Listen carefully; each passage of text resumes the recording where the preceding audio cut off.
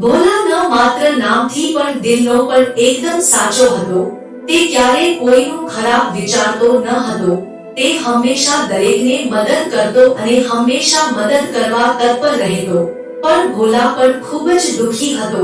ભોલા પાસે એક નાનું ખેતર હતું જેમાં તે પોતાનું ઘર ચલાવવા માટે કેટલીક શાકભાજી વાવતો અને તેને બજારમાં વેચતો। ભોલા જ્યારે પણ કોઈને નોકરી પર જતા જોતો ત્યારે તેને હંમેશા નોકરી કરવાની ઈચ્છા થતી, પણ તેને નોકરી કોણ આપે? ભોલા ભણેલો હતો, તે અભણ ન હતો, પણ નોકરી માટે જાય તો પણ તે હંમેશા આ જ વિચારીને ઉદાસ રહેતો। એક દિવસ ભોલા શાકભાજી લઈને બજારમાં જઈ રહ્યો હતો, ત્યારે કોઈએ તેને અવાજ આપ્યો કે રાહ જુઓ, અમારે શાક જોઈએ છે। ત્યારે ભોલાએ જોયું કે એક શેઠ તેની પાછળ આવીને ઊભો રહ્યો અને શાકભાજીનો ભાવ પૂછવા લાગ્યો। ભોલાએ કહ્યું કે આ શાકભાજીની કિંમત ઘણી છે। ત્યારે શેઠે કહ્યું કે તમે ક્યાંથી આવો છો? મેં તમને બહુ ઓછા જોયા છે। ભોલાએ કહ્યું કે હું તે ગામમાંથી આવું છું અને દરરોજ આવી શકતો નથી કારણ કે જ્યારે શાકભાજી વેચવાલાયક હોય ત્યારે જ હું આવું છું। જ્યારે શેઠ શાકભાજી લઈ ગયા, આ શાક મારા ઘર સુધી રાખવામાં આવશે।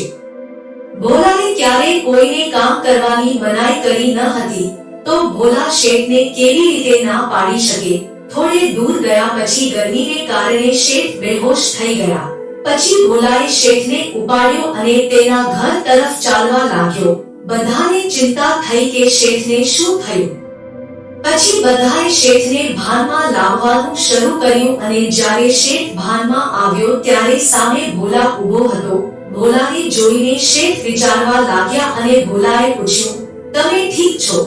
તું તેના પર બેહોશ થઈ ગયો અને હું તને ઘરે લઈ આવ્યો। શેઠે કહ્યું કે કોઈ પણ આજની દુનિયામાં મદદ કરી શકે છે। ભોલાએ કહ્યું, તમે બધા મદદ કરો છો એવું કેમ લાગે છે? મને ખબર નથી કે શેઠ ભોલામાં શું જોઈ રહ્યા હતા। શેઠે ભોલાને નોકરી પર રાખવા કહ્યું અને પૂછ્યું કે તમે અમારી સાથે શું કામ કરશો? ભોલાએ કહ્યું કે મેં તને મદદ કરી હોવાથી જો તું મને નોકરીએ રાખતો હોય તો મારે જવું જોઈએ અને જો તું તારી ખુશી રાખે છે તો હું તૈયાર છું। શેઠે કહ્યું, તું ખૂબ જ સારો દેખાઈ રહ્યો છે અને તારું મન પણ એકદમ સાફ છે। મને તે ગમશે જો તમે મારી સાથે કામ કરશો।